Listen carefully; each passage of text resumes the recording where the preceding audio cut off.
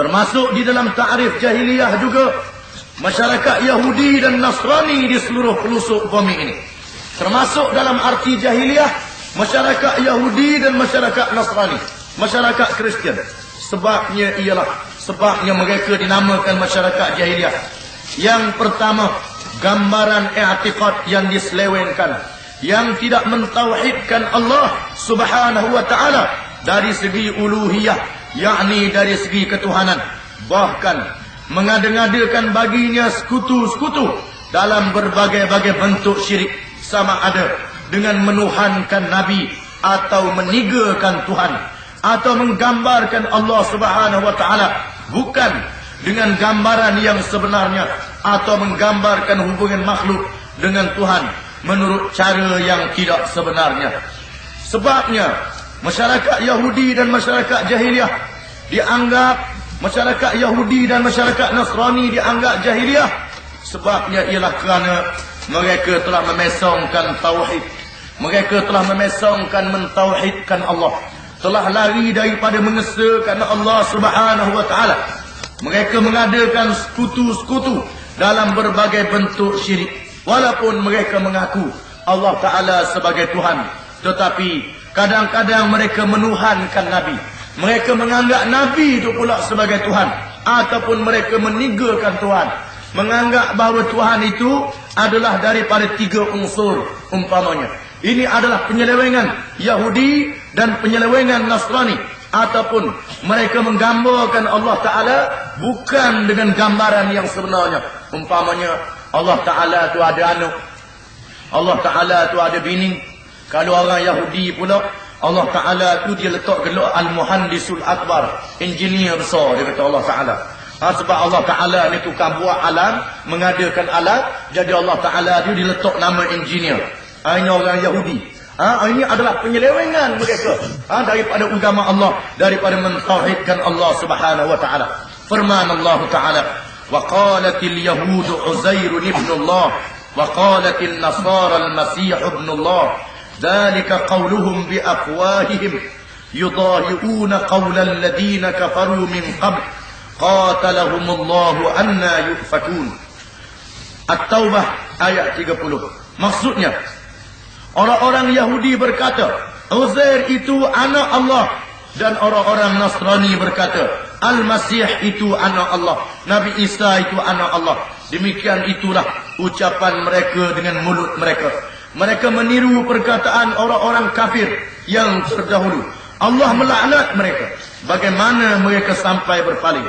Firman Allah Ta'ala, laqad kafara alladhina qalu inna Allah thalithu thalatha وما من إله إلا إله واحد وإن لم ينتهوا عما يقولون ليمسن الذين كفروا منهم عذاب أليم.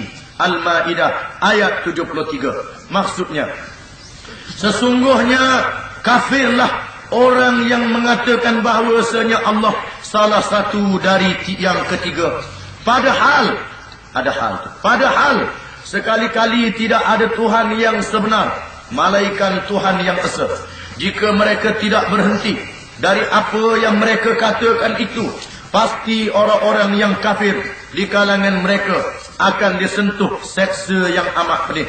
Di mana dalam ayat ini Allah Ta'ala menganggap orang-orang yang mengatakan Allah Ta'ala itu salah satu daripada 3 dianggap kafir di sisi Allah, iaitulah anggapan orang-orang Kristian. Firman Allah Ta'ala, wa qalatil yahudu yadullahi maghlulatun ghullat aydihim wa lu'inu bima qalu bal yadahu mabsutatani yunfiqu kaifa yasha. Al-Maidah ayat 64. Maksudnya, orang-orang Yahudi berkata tangan Allah terbelenggu. Orang Yahudi kata tangan Allah Ta'ala itu terbelenggu, kena ikat sebab bakhil doa. Dia kata Tuhan tu bakhil. Ini orang Yahudi. Tangan Allah terbelenggu. Padahal tu tertinggal. Padahal tangan mereka lah yang dibelenggu, dan mereka lah dilaknat disebabkan apa yang telah mereka katakan. Bahkan kedua tangan Allah terbuka. Dia menafkahkan sebagaimana dia kehendaki. Dia tu. Dia bukan dari dia. Buang. Dia menafkahkan sebagaimana dia kehendaki. Firman Allah Ta'ala, وَقَالَتِ الْيَهُودُ وَالنَّصَارَى نَحْنُ أَبْنَاءُ اللَّهِ وَأَحِبَّاؤُهُ قُلْ فَلِمَ يُعَذِّبُكُمْ بِذُنُوبِكُمْ بَلْ أَنْتُمْ بَشَرٌ مِّمَّنْ خَلَقَ. Al-Maidah ayat 18. Orang-orang Yahudi mengatakan, kami adalah anak-anak Allah dan kekasihnya. Katakanlah, mengapa Allah menyeksa kamu kerana dosa kamu? Bahkan kamu adalah manusia biasa di antara orang-orang yang diciptakannya. Orang Yahudi dianggap jahiliah, orang Nasrani dianggap jahiliah. Sebabnya ialah kerana mereka terpesong daripada mentauhidkan Allah Subhanahu wa ta'ala. Mereka menganggap terhadap Allah perkara yang tidak patut bagi Allah Subhanahu wa ta'ala. Umpamanya Allah Ta'ala itu salah satu daripada 3 Tuhan. Allah Ta'ala itu bakhil, Allah Ta'ala itu pedeku. Umpamanya Allah Ta'ala itu mempunyai anak. Ini adalah di antara sangkaan ataupun kepercayaan yang tak betul di kalangan orang Yahudi dan Kristian. Dan mereka dianggap orang-orang jahiliah. Mereka termasuk di dalam masyarakat jahiliah kerana bentuk syiar, peribadatan, lambang-lambang dan upacara-upacaranya yang menggambarkan i'tiqad yang menyeleweng dan sesat. Begitu juga segala sistem kehidupan dan perundangan yang keseluruhannya tidak berdasarkan di atas pengabdian hanya kepada Allah Subhanahu wa ta'ala dari segi hakimiyah, yakni dari segi pemerintahan dan mengadakan hukum hakam, dan tidak berdasarkan pengambilan syariat daripada syariat Allah. Bahkan dibentuk badan-badan dan lembaga-lembaga yang terdiri daripada manusia yang diberi hak mengadakan hukum kekuasaan mutlak dalam pemerintahan. Sedangkan itu semua adalah kepunyaan Allah Subhanahu wa ta'ala. Dan sejak dahulu lagi Allah mengecapkan mereka dengan syirik dan kufur kerana mereka menjadikan hak-hak itu semua kepada para padri dan pendeta-pendeta untuk membuat hukum-hukum dan undang-undang dari diri mereka sendiri. Kemudian para penganutnya menerima apa yang disyariatkan itu. Masyarakat Kristian dan Yahudi dianggap jahiliah. Di antaranya hal yang tersebut tadi. Mereka telah menyalahgunakan tauhid. Mereka telah terpesong daripada tauhid. Yang keduanya, mereka melakukan syiar ibadat yang lain daripada apa yang ditunjuk oleh Allah Subhanahu wa ta'ala. Umpamanya, kalau dia semayang, dia ubah cross depan dia. Dia ubah salib. Kalau orang Kristian. Kalau orang Yahudi pula, dia buat pesen dia. Kemudian, mereka juga dianggap jahiliah kerana mereka menyeleweng dalam masalah perundangan dan hukum hakam. Di mana mereka memberi kuasa hakimiyah, kuasa pemerintahan, kuasa mengadakan hukum hakam halal dan haram kepada yang lain daripada Allah Subhanahu wa ta'ala. Kerana mengikut akidah Islam yang berkuasa mengadakan hukum hakam, yang berhak mengadakan peraturan-peraturan hanyalah Allah Subhanahu wa ta'ala. Manusia tidak boleh buat hukum, manusia tidak boleh buat peraturan melainkan apa yang diizinkan oleh Allah. Kalau Allah Ta'ala tak izin, kita tak boleh buat. Apa yang Allah Ta'ala izin saja kita boleh buat. Apa yang Allah Ta'ala tidak izin dalam masalah hukum hakam, kita tidak boleh ada-adakan. Kita tidak boleh mengada-ngadakan. Tetapi perangai orang Yahudi, perangai orang Kristian, mereka memberi hak kepada badan-badan, kepada jawatan kuasa yang mereka bentuk, yang terdiri daripada ahli-ahli dan anggota yang mereka pilih, di mana orang ni lah yang berkuasa mengadakan undang-undang dan peraturan, mengadakan hukum-hukum sehingga menyanggah hukum Allah Subhanahu wa ta'ala. Umpamanya juga mereka memberi kuasa kepada padri-padri. Padri boleh mengampunkan dosa orang, pendeta boleh mengampunkan dosa orang, padri boleh menghalal dan mengharamkan mengikut kehendak dia, bukannya mengikut hukum Allah Subhanahu wa ta'ala.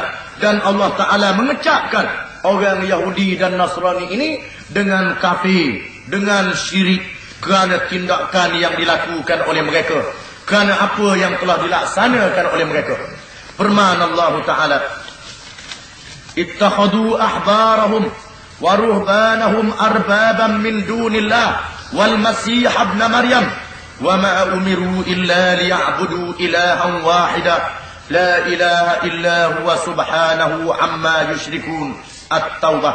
Maksudnya, mereka menjadikan padri-padri, pendeta-pendeta, yakni orang-orang alim mereka, sebagai Tuhan-Tuhan selain daripada Allah. Dan juga mereka menjadikan Al-Masih bin Maryam itu sebagai Tuhan, padahal mereka hanya disuruh menyembah Tuhan yang Maha Esa.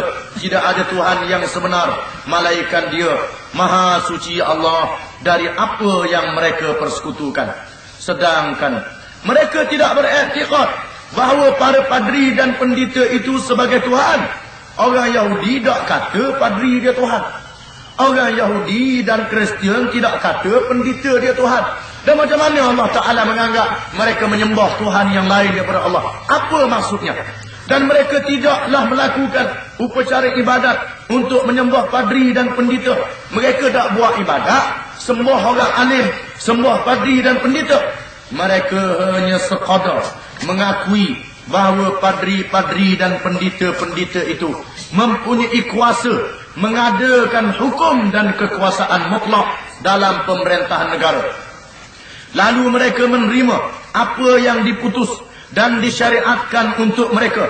Menerima apa yang diputus dan disyariatkan untuk mereka dalam perkara yang tidak diizinkan oleh Allah. Dan pada hari ini mereka lebih layak dikatakan syirik dan kufur kerana menjadikan kekuasaan seperti itu kepada mereka yang bukan padri dan pendeta. Kalau dalam Quran mereka dianggap syirik dan kufur kerana mereka menganggap padri dan pendeta mempunyai kuasa membuat hukum, mempunyai kuasa untuk menggubal undang-undang dalam perkara yang tidak diizin oleh Allah. Itu padri dan pendeta yang dianggap sebagai orang alim. Allah Ta'ala menganggap mereka syirik. Allah Ta'ala menganggap mereka kufur. Dan apa yang berlaku pada hari ini adalah lebih teruk daripada zaman dulu lagi. Di mana mereka memberi kuasa mengadakan hukum ini kepada ahli-ahli parlimen, kepada ahli-ahli dewan pertuanan mereka, majlis mesyuarat mereka yang bukannya terdiri daripada padri dan bukannya terdiri daripada pendeta-pendeta. Artinya lebih dahsyat daripada itu lagi.